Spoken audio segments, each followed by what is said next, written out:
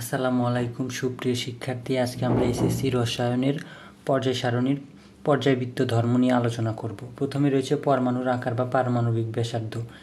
একই পর্যায়ের বাম থেকে ডান দিকে গেলে পরমাণুর আকার কমতে থাকে, কারণ একই পর্যায়ের বাম থেকে ডান দিকে গেলে সর্বশেষ কক্ষপথে একটি করে ইলেকট্রন বাড়তে থাকে এবং নিউক্লিয়াসে একটি করে প্রোটন বাড়তে থাকে। ফলে নিউক্লিয়াস ও বহিস্থ স্তরের ইলেকট্রনের ভেতর আকর্ষণ বল বাড়ে এবং এটি নিউক্লিয়াসের কাছে চলে আসে, অর্থাৎ কক্ষপথটি সংকুচিত হয়ে আসে, যার ফলে পরমাণুর আকার ছোট হতে থাকে। আবার একই গ্রুপের ওপর থেকে নিচের দিকে গেলে একটি করে নতুন শক্তিস্তর যুক্ত হয়, ফলে পরমাণুর আকার বেড়ে যায়। যেমন দ্বিতীয় পর্যায়ের বোরন, কার্বন, এরপর আছে নাইট্রোজেন, অক্সিজেন, এরপর আছে ফ্লোরিন। বোরন, কার্বন এবং ফ্লোরিন দিয়ে আমি দেখিয়ে দিব। এদের দ্বিতীয় পর্যায়ে যেহেতু এদের শক্তিস্তর হচ্ছে দুইটি, বোরনেরও দুইটি, কার্বনেরও দুইটি, ফ্লোরিনেরও দুইটি, কিন্তু বোরনের সর্বশেষ কক্ষপথে ইলেকট্রন আসে তিনটি। একই বাম দিকে যত যাওয়া যাবে সর্বশেষ কক্ষপথে একটি করে ইলেকট্রন বাড়বে, যেমন কার্বনের আছে 4টি, এরপর নাইট্রোজেনের থাকবে 5টি, এরপর অক্সিজেনের 6টি, ফ্লোরিনের আছে 7টি এবং নিউক্লিয়াসের প্রোটন সংখ্যা বৃদ্ধি পেতে থাকবে প্রত্যেক ক্ষেত্রে এক এক করে। এবং সর্বশেষ কক্ষপথে ইলেকট্রন এবং নিউক্লিয়াসের প্রোটন এরা পরস্পরকে আকর্ষণ করবে, যার ফলে এই শক্তি স্তরগুলো সংকুচিত হয়ে আসবে। এই শক্তি স্তরগুলো নিউক্লিয়াসের কাছাকাছি চলে আসবে এবং পরমাণুর আকার ছোট হতে থাকবে। আবার একই গ্রুপের উপর থেকে নিচের দিকে গেলে আমরা জানি সর্বশেষ কক্ষপথ সংখ্যা বৃদ্ধি পায়। যেমন বোরন হচ্ছে দ্বিতীয় পর্যায়ের মৌল, যার কারণে এর কক্ষপথ 2টি। অ্যালুমিনিয়াম হচ্ছে তৃতীয় পর্যায়ের একই গ্রুপের তৃতীয় পর্যায়ে, যার কারণে এর কক্ষপথ হচ্ছে 3টি। এক্ষেত্রে নিউক্লিয়াসে প্রোটন সংখ্যা বৃদ্ধি পায় এবং কক্ষপথে ইলেকট্রন সংখ্যা বৃদ্ধি পায়। এদের আকর্ষণে যতটুকু সংকুচিত হওয়ার কথা তার চাইতে অনেক বেশি প্রসারিত হয় এর আকার শক্তিস্তর বৃদ্ধির কারণে, কারণ এটি নতুন শক্তিস্তর যুক্ত হলে পরমাণুর আকার অনেক গুণ বেড়ে যায়। অর্থাৎ একই গ্রুপের উপর থেকে নিচের দিকে গেলে পরমাণুর আকার বৃদ্ধি পাবে এবং একই পর্যায়ের বাম থেকে ডান দিকে গেলে যেহেতু ইলেকট্রন সংখ্যা বাড়ছে এবং প্রোটন সংখ্যা বাড়ছে কিন্তু কক্ষপথ সংখ্যা বাড়ছে না, সেই ক্ষেত্রে এদের আকার ছোট হয়ে আসবে। এরপর রয়েছে ধাতব ধর্ম এবং অধাতব ধর্ম।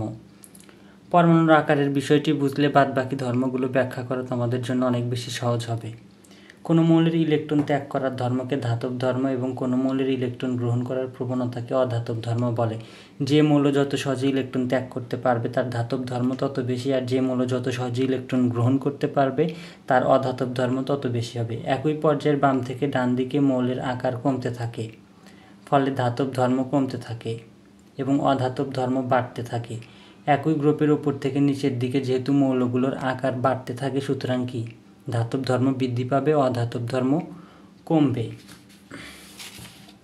আমরা দেখেছি একই পর্যায়ের বাম থেকে ডান দিকে গেলে মৌলের আকারগুলো কম হয় এবং সর্বশেষ কক্ষপথে ইলেকট্রন নিউক্লিয়াস দ্বারা আকর্ষিত হয় অনেক শক্তিশালীভাবে, যার ফলে ইলেকট্রন ত্যাগ করা কঠিন হয়ে যায়। সহজে ইলেকট্রন ত্যাগ করতে পারে না, কারণ এই ইলেকট্রনকে নিউক্লিয়াস আকর্ষণ করছে, যার ফলে এদের ধাতব ধর্ম কমে যায়। এরা নিউক্লিয়াস যেহেতু স্ট্রংলি ইলেকট্রনকে আকর্ষণ করে, সুতরাং বাইরের ইলেকট্রন সহজে এটির দ্বারা আকৃষ্ট হতে পারে, অর্থাৎ এদের অধাতব ধর্ম বৃদ্ধি পায়। অর্থাৎ পরমাণুর আকার যদি কমে ধাতব ধর্ম কমে যাবে, অধাতব ধর্ম বৃদ্ধি পাবে। একইভাবে পরমাণুর একই গ্রুপে উপর থেকে নিচের দিকে পরমাণুর আকার বৃদ্ধি পায়, যার ফলে সর্বশেষ কক্ষপথে নিউক্লিয়াসের আকর্ষণ কমে যায় এবং সর্বশেষ কক্ষপথ থেকে ইলেকট্রন সহজেই এরা ত্যাগ করতে পারে, যার কারণে ধাতব ধর্ম বৃদ্ধি পায়। অর্থাৎ পরমাণুর আকার বৃদ্ধি পেলে ধাতব ধর্ম বৃদ্ধি পায়, আর পরমাণুর আকার কমে গেলে অধাতব ধর্ম বৃদ্ধি পায়। এখন একই পর্যায়ের বাম থেকে ডানে গেলে যেহেতু পরমাণুর আকার কমে, সুতরাং অধাতব ধর্ম বৃদ্ধি পায়, আর একই গ্রুপের উপর থেকে নিচের দিকে আসলে যেহেতু পরমাণুর আকার বাড়ে, সুতরাং এই ক্ষেত্রে ধাতব ধর্ম বৃদ্ধি পায়। আয়নীকরণ শক্তি। এক মোল গ্যাসীয় পরমাণু থেকে এক মোল ইলেকট্রন অপসারণ করে এক মোল ধনাত্মক আয়নে পরিণত করতে যে শক্তির প্রয়োজন হয় তাকে ওই মোলের আয়নীকরণ শক্তি বলে। পারমাণবিক ব্যাসার্ধ কমলে আয়নীকরণ শক্তির মান বাড়ে। যেহেতু একই পর্যায়ের বাম থেকে ডানে গেলে মৌলের আকার ছোট হয়, সুতরাং আয়নীকরণ শক্তি বাড়বে এবং একই গ্রুপের উপর থেকে নিচের দিকে আসলে মৌলের আকার বাড়ে, সুতরাং এর আয়নীকরণ শক্তির মান কমবে। কারণ এই ক্ষেত্রে যেহেতু আকার ছোট এবং নিউক্লিয়াস শক্তিশালীভাবে ইলেকট্রনকে আকর্ষণ করছে, যার কারণে এখান থেকে ইলেকট্রন সরাতে অনেক বেশি শক্তির প্রয়োজন হবে। আর যদি আকার বড় হয় সেই ক্ষেত্রে এর আকর্ষণ বলের মান অনেক কম হবে। নিউক্লিয়াস এবং সর্বশেষ কক্ষপথে ইলেকট্রনের ভেতরে যে আকর্ষণ বল সেটির মান অনেক কম হবে, সুতরাং এটি সহজেই সর্বশেষ কক্ষপথ থেকে ইলেকট্রনটি অপসারণ করা যাবে, যার কারণে আয়নীকরণ শক্তির মান কম হবে। অর্থাৎ পারমাণবিক আকার বুঝলে অন্যান্য পর্যায়বৃত্ত ধর্মগুলো, ধাতব ধর্ম, অধাতব ধর্ম, আয়নীকরণ শক্তি, এগুলো ব্যাখ্যা করা সহজ হবে।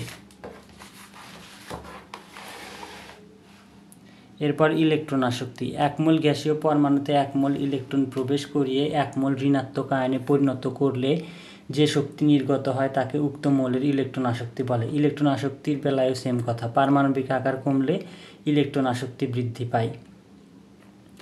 এই ক্ষেত্রে পারমাণবিক আকার যখন কমে সেই ক্ষেত্রে আমরা জানি কি নিউক্লিয়াস অনেক স্ট্রংলি ইলেকট্রনকে আকর্ষণ করে, ফলে বাইরে থেকে আসা ইলেকট্রন সহজেই কি এটি গ্রহণ করতে পারে, যার ফলে কি ইলেকট্রন আসক্তির মান অনেক বাড়ে।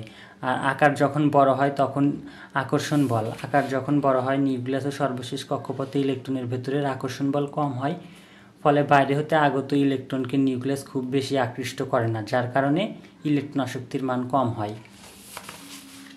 তড়িৎ ঋণাত্মকতা। সমযোজী বন্ধনে আবদ্ধ দুটি পরমাণুর বন্ধনজোড় ইলেকট্রনকে নিজের দিকে আকর্ষণ ক্ষমতাকে উক্ত পরমাণুর তড়িৎ ঋণাত্মকতা বলে। পারমাণবিক আকার কমলে তড়িৎ ঋণাত্মকতার মান বাড়ে।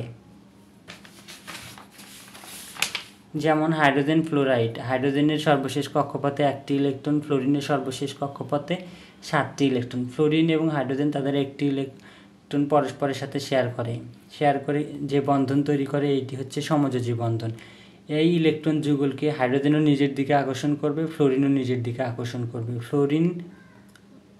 ফ্লোরিনের যেহেতু নিউক্লিয়াসে প্রোটনের মান বেশি, সুতরাং ফ্লোরিন নিজের দিকে বেশি আকর্ষণ করবে। এই নিজের দিকে আকর্ষণ করাকে বলা হয় তড়িৎ ঋণাত্মকতা।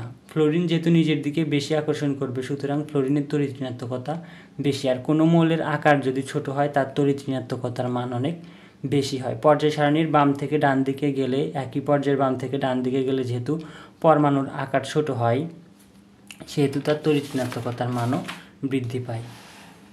ইন জেনারেল আমরা বলতে পারি একই পর্যায়ের বাম থেকে ডান দিকে গেলে পারমাণবিক আকার কমে। যেহেতু পারমাণবিক আকার কমে সেহেতু অধাতব ধর্ম বৃদ্ধি পাবে, আয়নীকরণ শক্তিও বৃদ্ধি পাবে, ইলেকট্রন আসক্তিও বৃদ্ধি পাবে, তড়িৎ ঋণাত্মকতার মানও বৃদ্ধি পাবে। আর একই পর্যায়ের ওপর থেকে একই গ্রুপের উপর থেকে নিচের দিকে গেলে পারমাণবিক আকার বৃদ্ধি পায়, সেক্ষেত্রে এই ধর্মগুলো আবার কমে যাবে এবং সেক্ষেত্রে ধাতব ধর্ম আবার বৃদ্ধি পাবে। অর্থাৎ অধাতব ধর্ম, আয়নীকরণ শক্তি, ইলেকট্রন আসক্তি, তড়িৎ ঋণাত্মকতা সবগুলো বিষয় নির্ভর করে পারমাণবিক আকারের উপর। এবং পারমাণবিক আকার আমরা জেনেছি বাম থেকে ডান দিকে গেলে কি হয়, কমে যায়, এবং একই গ্রুপের উপর থেকে নিচের দিকে গেলে বেড়ে যায়। আর পারমাণবিক আকার যদি কমে সেই ক্ষেত্রে এই প্রপার্টিগুলো বৃদ্ধি পাবে। এভাবেই তোমরা লিখে দিবে।